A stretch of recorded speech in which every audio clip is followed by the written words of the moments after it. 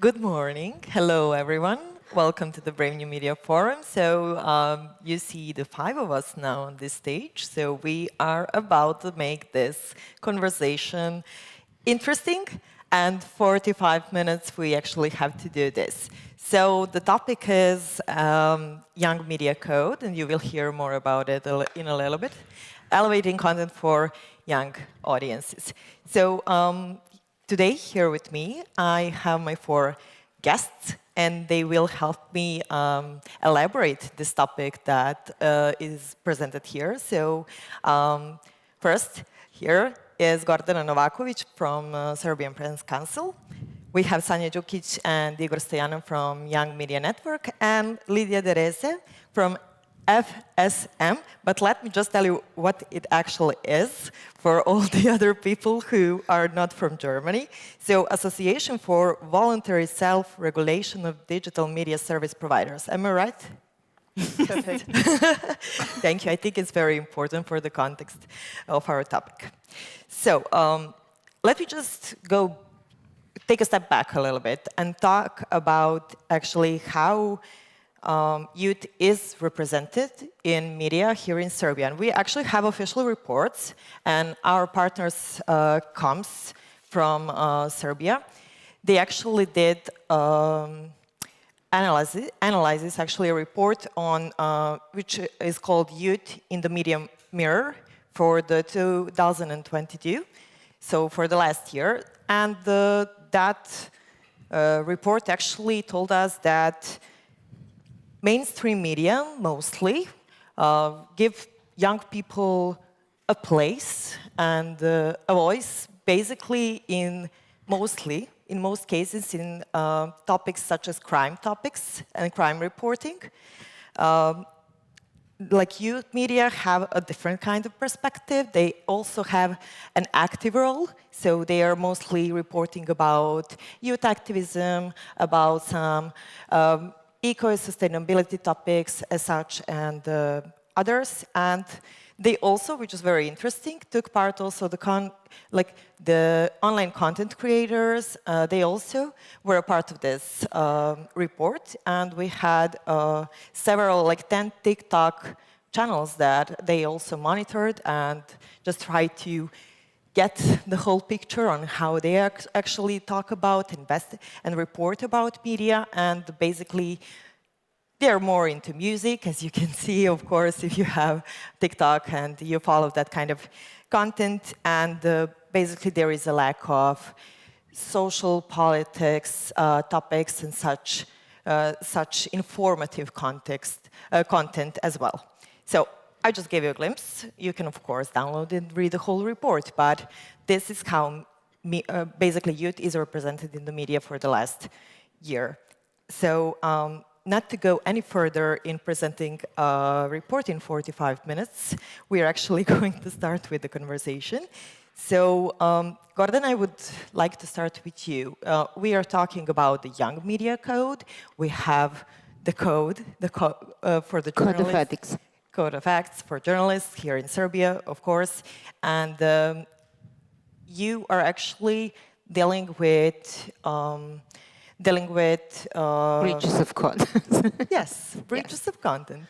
So can you maybe share some of the recent examples that yes, of course. We are dealing with the breaches of codes, and so I'll give you only a bad examples, I'm afraid. And I'm so sorry for starting with this really horrible event. But you all know, I suppose, that we had a mass shooting in elementary school at the beginning of the May. So there was the example of what we call as a media feeding frenzy. I don't know if you are familiar with the expression, but it's usually used for the intensive media coverage of the stories of great public interest. So mass shooting is actually one of the examples of that. So our media were actually caught in that feeding frenzy in that case. So they had to react fast. They have to deliver breaking news to be the first to report on what happened. The interest of the public was enormous, of course. but they had no information at all. They had no verified information, they had no reliable sources, they had nothing. And I would say they had not enough professional knowledge and experience, because that was the first time ever that something like that happened. So not only Serbia, but in this part of the world, I would say. So they actually failed in any possible way. They did whatever is not in line with the code of ethics. They started to spread speculation, rumors, presumptions, misinformations. While the parents were still in front of the school, waiting to hear what happened with the children, and the media and the journalists bidding on the number of wounded and killed. They speculate on whether the teacher is dead or alive or something like that. So it was like very horrible. They hurt a lot of people by reporting like that. So also, state officials acted the same way. They organized a press conference and they revealed the identity of the minor shooter, the details from his family life, published his name and pictures and the names of his parents and everything. And they also, what was the worst, they published the kill list, actually, a list of the 16 children he intended to kill. The chief of the police showed that list, and it was exposed to the cameras long enough that anyone can read it, and the media explored it for days later. Was the worst details we had. So we can talk, I suppose, later on how not to do that. Yeah, it would be good. How it to would be avoid good to learn about what we learned from this, yes. And how it. So from your actually professional perspective, how it should have been reported about, or so. Let's just we have young media here. We have other media representatives here. Here offline and online and on screens and stream everywhere. Let's just give them some advices how to do this. Because we cannot, predict the future, of course. Let's hope that something like this will never happen again. But there are going to be similar situations and we need to be prepared.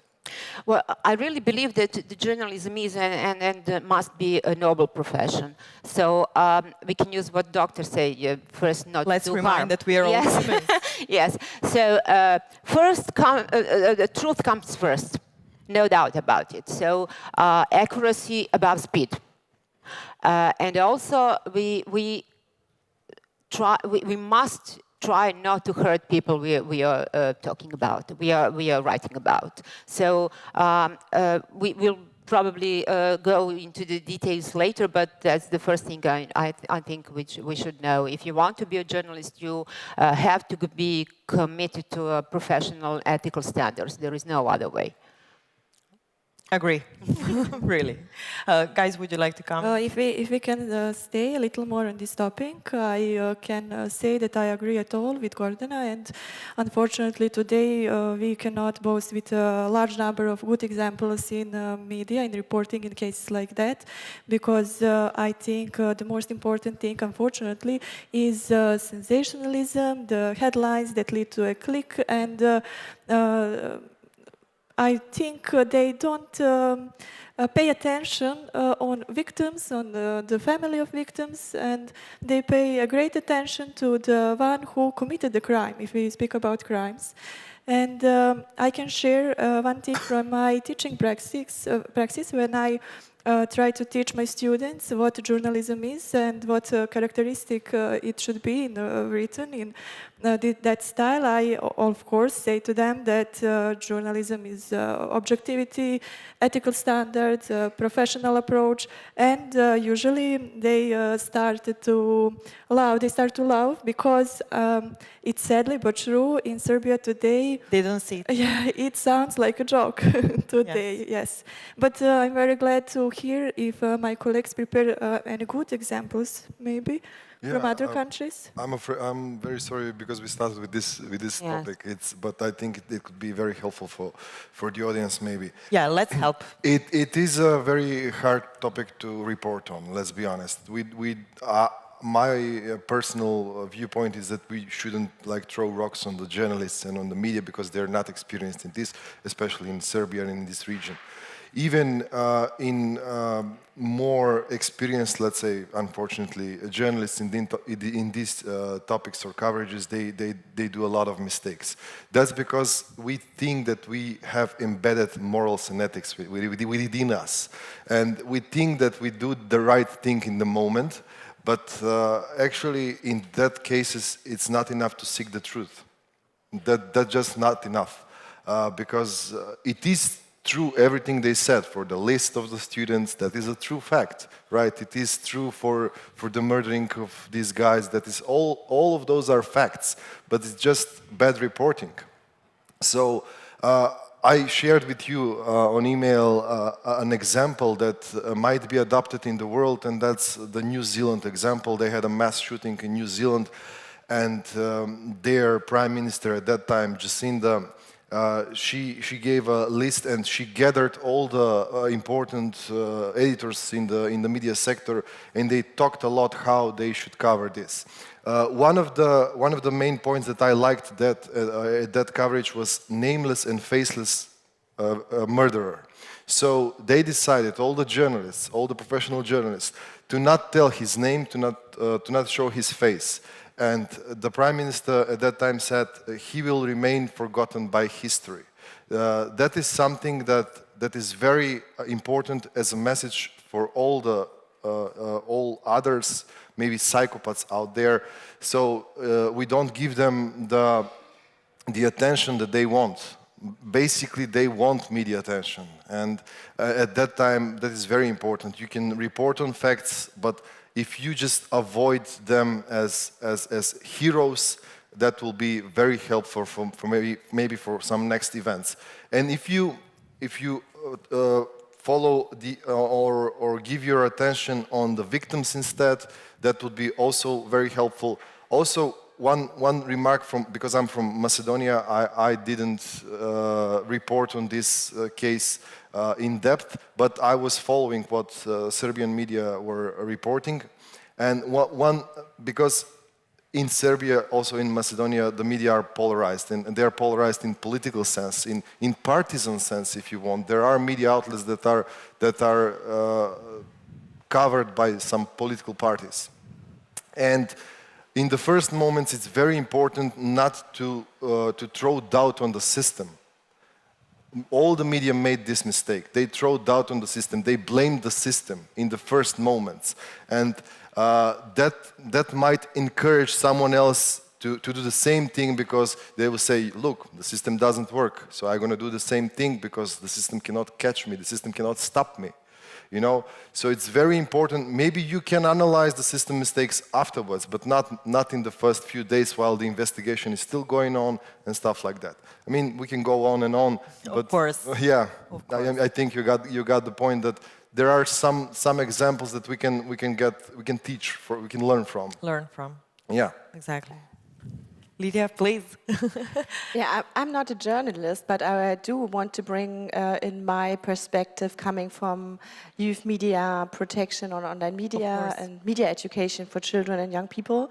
So I might move away a little bit from concrete incidents, but it's so very important, as everything you mentioned is so important, but also to know that children and young people are also interested in these kinds of news whenever it's a big crisis, wars, when children are victims themselves, or if the families and schools, when kind of the whole society is talking about events, they do want to know what's going on. And then it's very important from a youth protection point of view that they are able to find age-appropriate, safe news and information, and then they can not just turn to news coverage made for or meant for adults and grown-ups, so to say.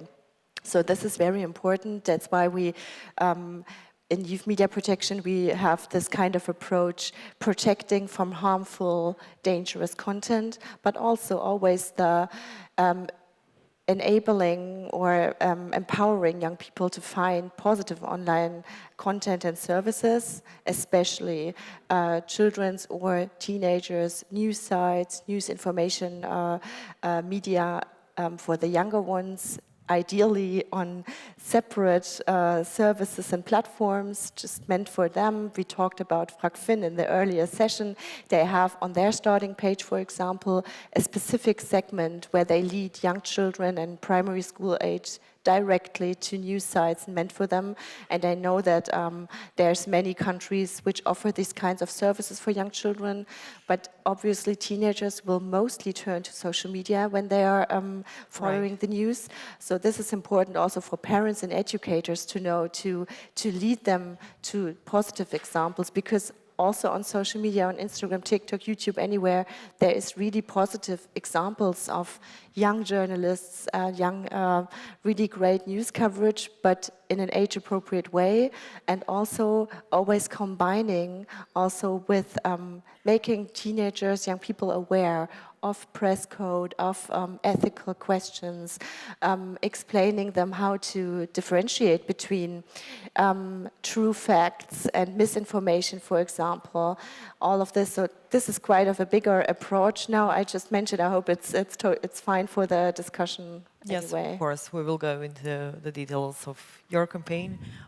later on. So, well, I think we have the basics, really, and you actually are bringing something exciting to our regional journalism space. So let's just talk a little bit about the Young Media Code and the idea behind it. I would like also to present why. I think we basically told already why it's important a little bit, but let's just have an overview and give more details about it. Yes, the ethical code of reporting for young people and also for children is adopted in July, I think July in 2023, and in its creation participated 12 medias from 4 countries, actually from Western Balkan, and it refers to all media. When I say all media, I think media in traditional sense, like radio, television, press, portals, and also media in new formats, podcasts and social networks, especially because it's very popular, like we heard among young people. The code is based on the values of respect for human rights, freedom of expression, speech and opinion, solidarity, equality, association, and professionalism. And it applies to youth media, media for young people, but also all other medias that have programs or create some contents for young or for children. Well, a lot. Yeah, I mean, it's a great opportunity we have here to present this code, because it's, I mean, yeah, it's not nothing special, but it is. No, it is special. Yes, we don't have it. Yeah, because that was I was going to say, every media outlet there, it has its own codes. Every association of journalists has its own codes. But this is special in that sense because it addresses the questions about young people and children. That is something that is very unique about this code on reporting on young people and children. That's the one thing. And the other thing is because we have this, let's say, panels like this, so we can share it for now. When I'm thinking of who is going to listen, I'm thinking of those content creators in the audience that are not in the formal media outlets. That is very important, because if you're in a formal media outlet, if you're in some framework, you already know something you know where to go, you know. But these days, the Young Media Creators Day, the one thing that stops them is, I mean, the one thing that is barrier from their thoughts to the audience is only the publish button, you know? And in the formal media outlets, it's not like that. Before publishing, we discuss.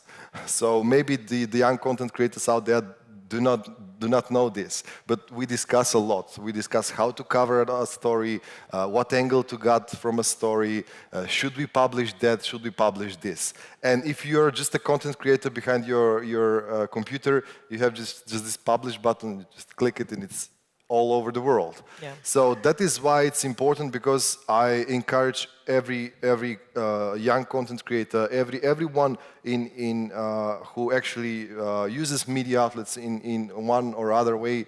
And there are a lot of people. Before this speech, I was actually checking how many people are using media outlets. It's 90 to 95%. Wow. So almost any person in the world is using either radio, television, newspaper, or internet. So this is a golden age of media. Right. So there is no better time to be a content creator, right?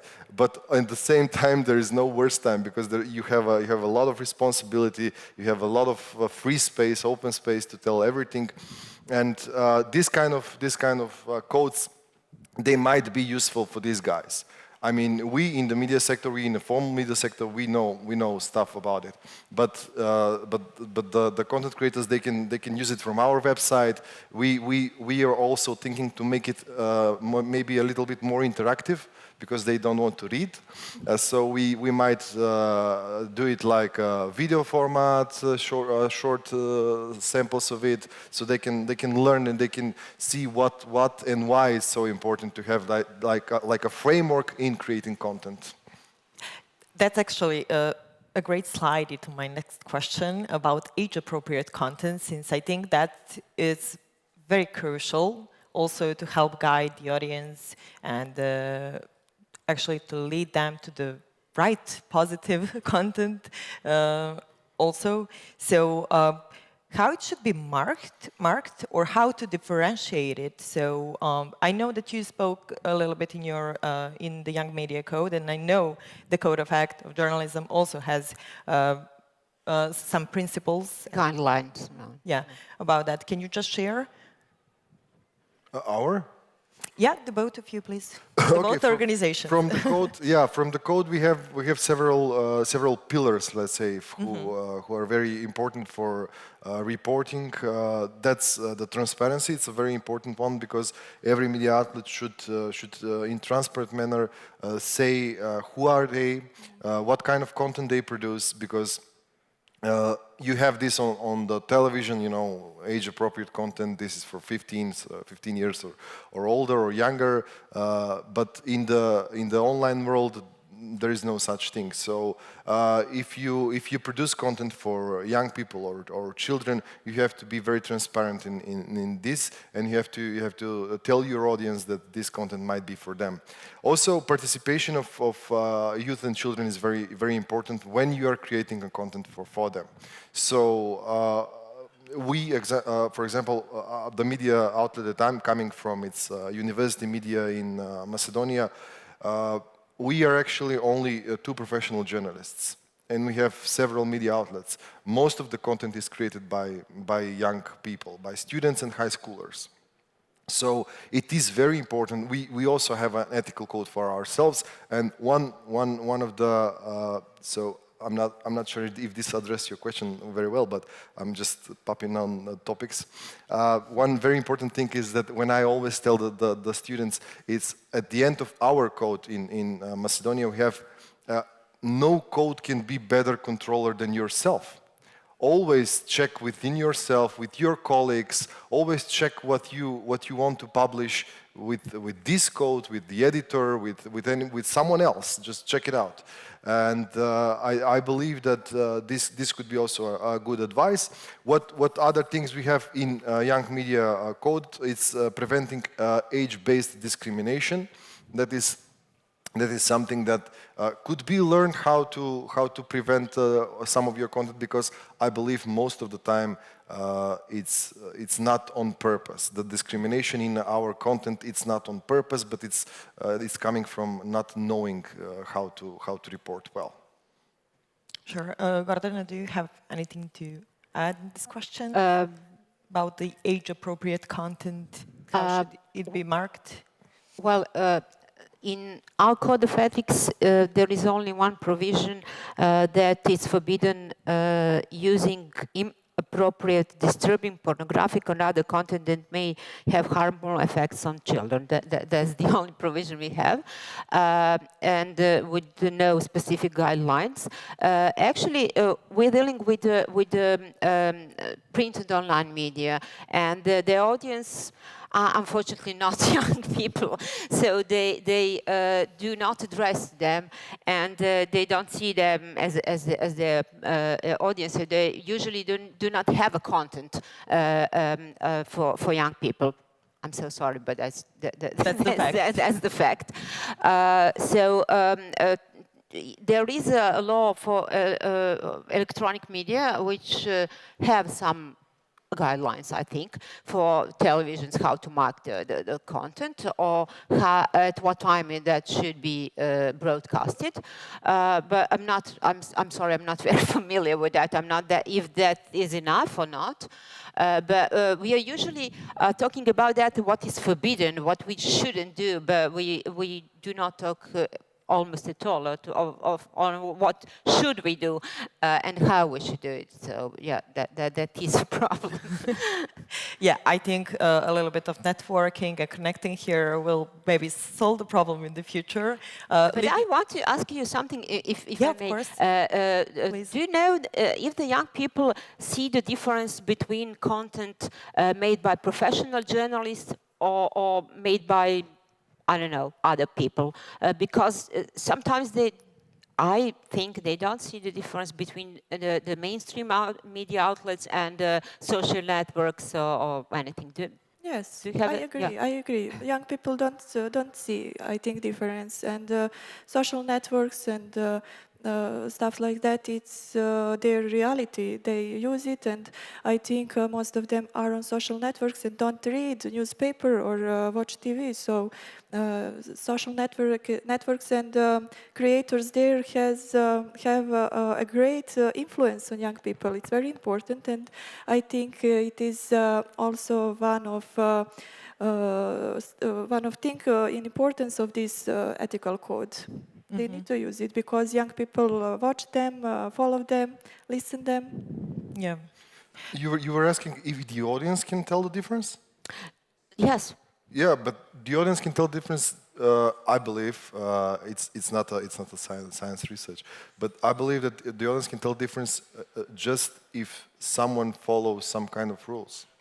So they can recognize professional content or content that is in-depth reporting. First, it looks differently. It looks differently, yeah, and I believe that even it doesn't matter if it's on the social media or it's in TikTok.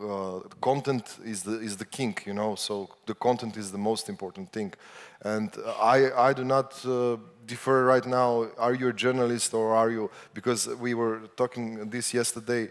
This definition of journalist is just now too vague.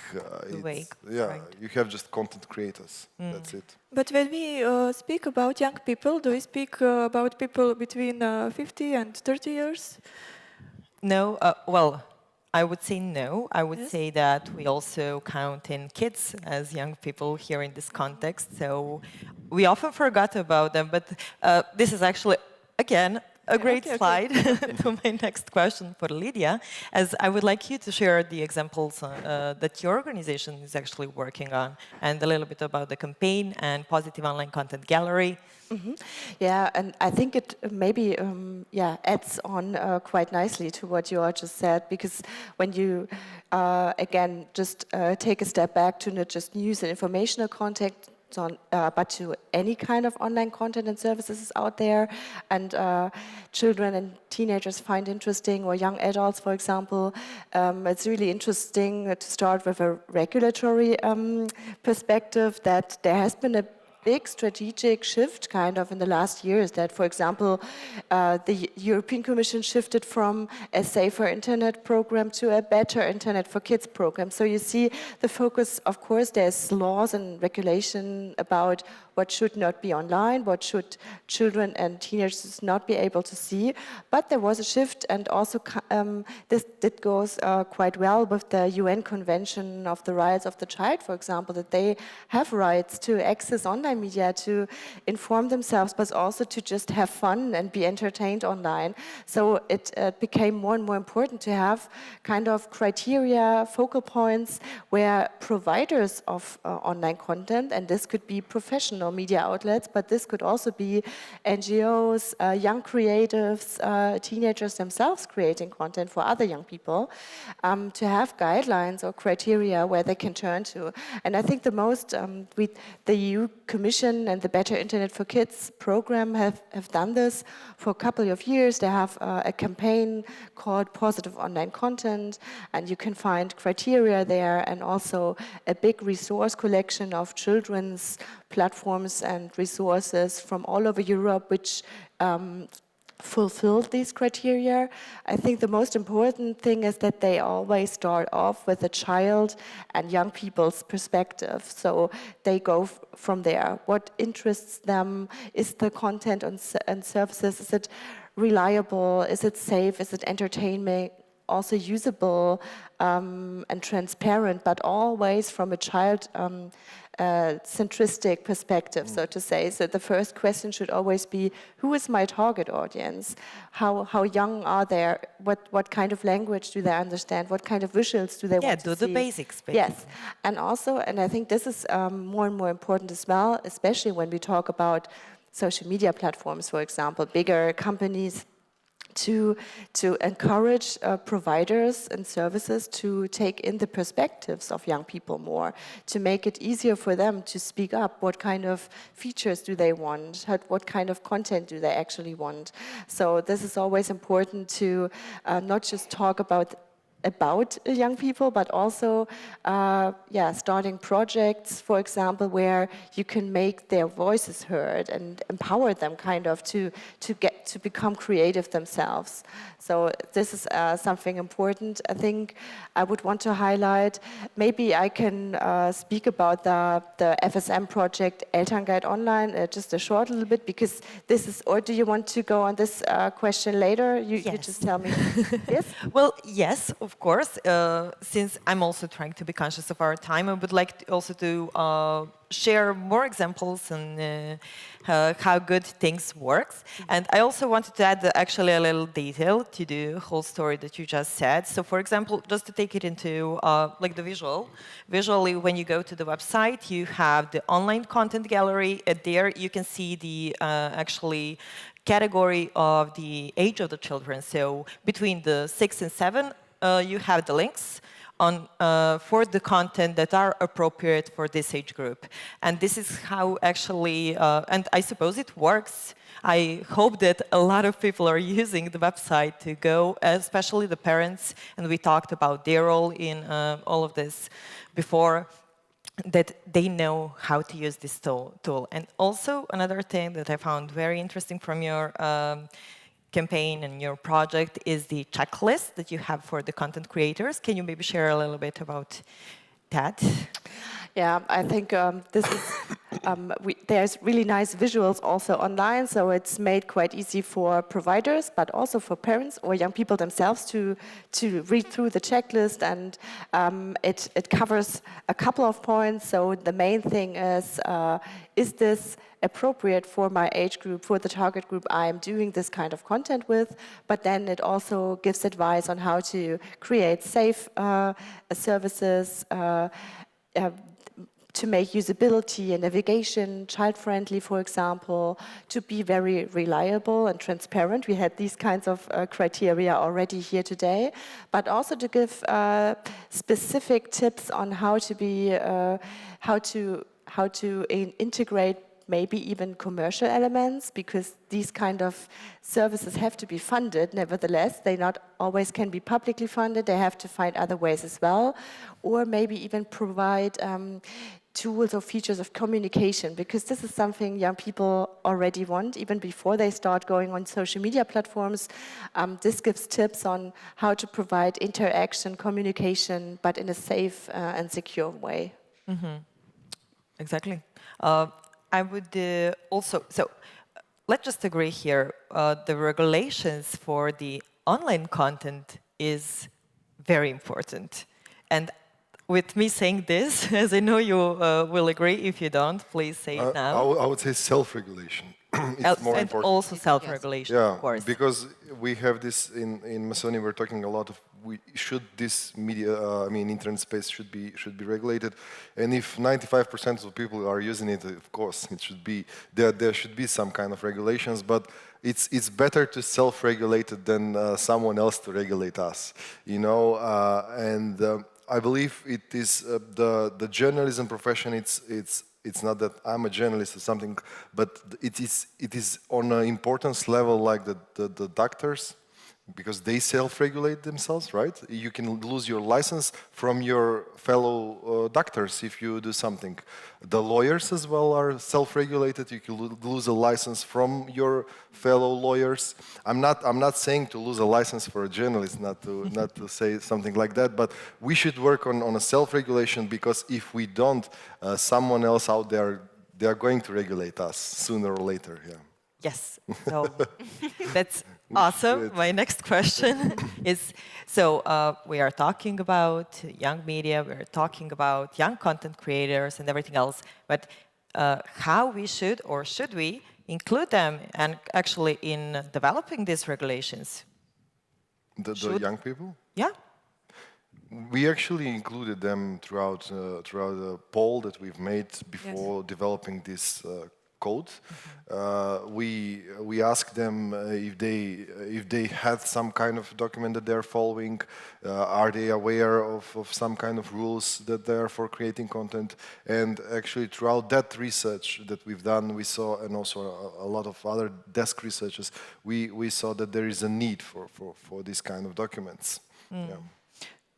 Lydia? I would say on the EU level, speaking for many countries, I know that the Better Internet for Kids program has a youth ambassador program, so young people actually work together with them. What is the topics they want to address also to the platforms and companies providing all the services, for example.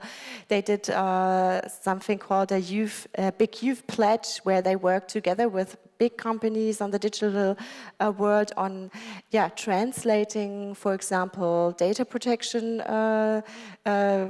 rules into a language actually young people can understand. I think this is something the DSA will also promote more, that bigger platforms also find a way to actually explain the rules on platforms and to bring in young people and making this a little bit more accessible for them. I think this is really important, because only then they can differentiate between what was great content or a great service for me if I actually understand the rules, for example.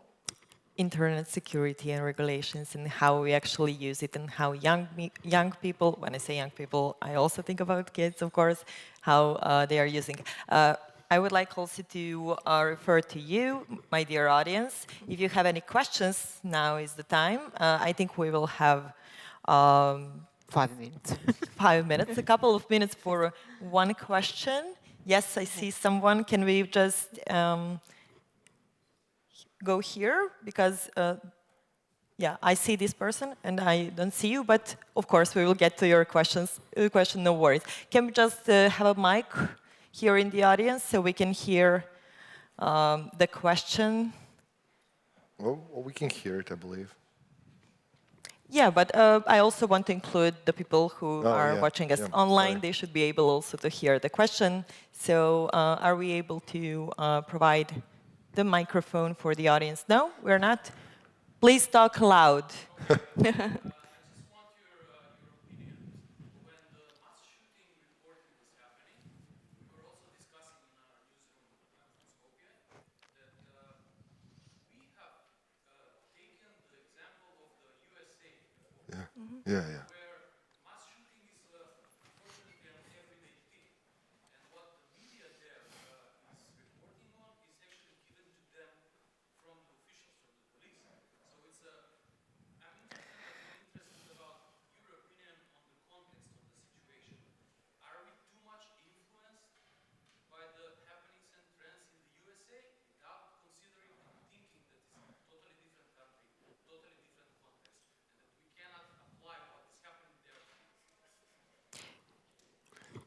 Yeah. I would really love if you had a microphone, because now I have to repeat your question. And I'm not sure if I'm very good on how to actually shape it. Oh, we have the mic now. Oh, great. Please, but just the shorter part. Yeah, of course.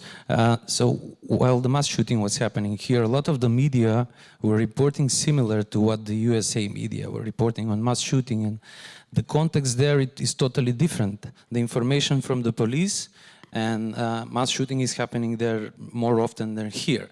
So what I want to ask is, were you discussing this in your newsrooms? Were you taking in consideration this context?